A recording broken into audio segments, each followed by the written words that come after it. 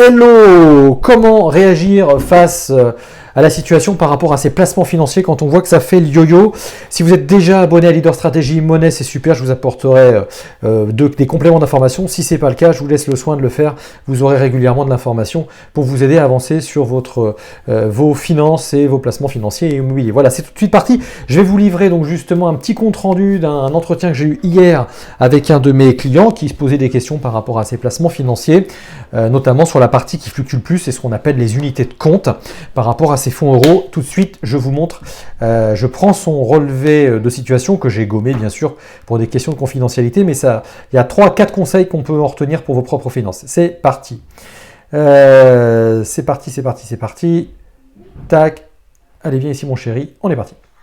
Alors, vous voyez, on a affaire à quelqu'un qui en mai 2018 place 50 000 euros avec 50% sur des fonds en euros. Donc, vous savez que ce sont des fonds dont les capitaux sont garantis contre les fluctuations des marchés financiers. Et puis des unités de compte qui sont ni plus ni moins que des paniers regroupant un certain nombre de valeurs, issus de secteurs géographiques différents, issus de secteurs économiques différents et qui sont gérés par ce qu'on appelle des gérants d'unités de compte. Voilà, elles ont toutes des objectifs plus ou moins différents. Voilà. Et vous avez deux grandes familles d'unités de compte. Vous avez des familles d'unités de compte qui distribuent leurs résultats et puis il y en a qui incorporent leurs résultats à leurs propres valeurs. Ce qui m'intéresse dans ce dossier-là, déjà, c'est d'aller regarder. On est sur un dossier un peu spécial, un outil qui est vraiment très très bien, qui dissocie le capital des intérêts de façon à pouvoir récupérer à tout moment, si on a besoin, son capital, sans devoir se dire, mince, je vais devoir payer de l'impôt sur mes intérêts, etc. Voilà, c'est pas le sujet de cette vidéo, mais je voulais quand même vous en parler. Et donc, le gros intérêt en revanche, c'est que du coup, on a une visu exacte des intérêts qui sont rapportés chaque année sur ce type de support, puisqu'ils sont mis dans une poche. Et la poche, hop, je vous la montre, c'est celle-ci. Vous voyez, la poche, elle est là. Hop, elle est ici, pardon. Et donc, dans cette poche, on voit les unités, ce qu'ont rapporté certains des différents supports. Donc, on retrouve nos deux, ils sont ici. Hein, on va retrouver nos fonds euros, hop, qui sont ici. Hop, nos fonds euros, donc qui, cela dit en passant, ont quand même rapporté 2% et 2,53% en 2019. Donc si vous en avez des aussi bons, c'est chouette. Si ce n'est pas le cas, vous me faites signe, je verrai comment je peux vous aider. Et puis on voit surtout autre chose, j'aurais bien aimé changer son... Bon, je peux pas. Et donc on retrouve également les unités de compte, là, ce qu'elles ont rapporté chaque année. J'ai focalisé sur H2O Multibond, on voit que ça a rapporté 829 euros en 2019. Et par exemple, je pourrais me dire quand ça va très très mal, est-ce que je m'en sépare ou pas? Parce que là, par exemple, vous voyez que H2O Multibond, on voit qu'elle a perdu 1408 euros depuis le début de la crise. Alors, elle est en moins-value, on ne les a pas perdus. Mais voilà, donc je me dis, tiens, est-ce que je m'en sépare? En fait, je fais un calcul tout simple. Je fais ce que ça a perdu officiellement, quelle est la moins-value depuis le début de l'année, par rajouter à la valeur d'aujourd'hui. On voit que ça vaut 4 758 euros. Et on voit que finalement, par rapport à la valeur initiale de 4 758 euros, ça m'a quand même rapporté 829. Donc en clé 17% de rendement en 2019. Moi, je ne vais pas m'en séparer parce que je me dis que quand on va sortir de la crise, on aura un rendement qui est plutôt pas mal. Voilà.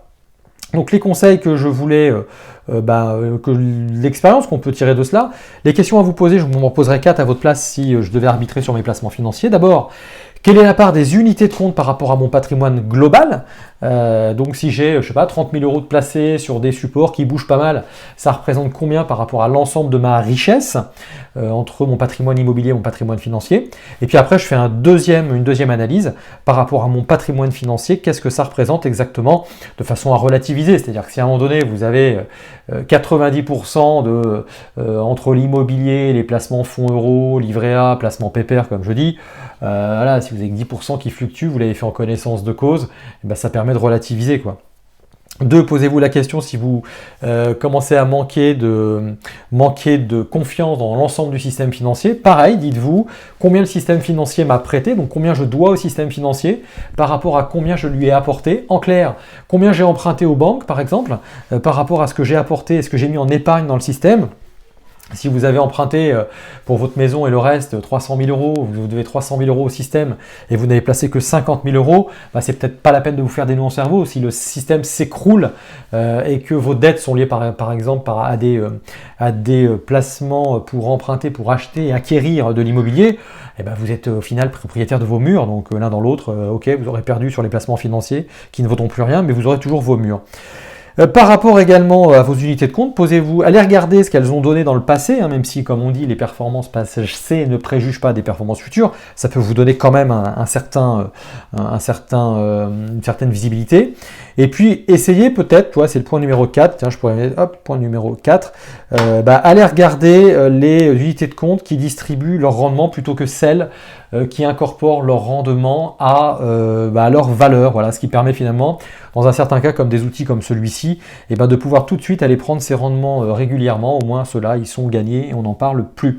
Voilà, j'espère que cette vidéo vous aura été utile. Alors elle est un petit peu réservée à ceux qui ont déjà une certaine expertise des placements financiers. Pour les autres, j'espère que ça vous y voyez un petit peu plus clair, et puis si vous avez envie d'avoir un avis objectif extérieur, je vous offre, dans la limite de mon agenda, un premier regard extérieur, et si mon agenda ne suffit pas, j'ai un certain nombre de partenaires qui pourront vous aider.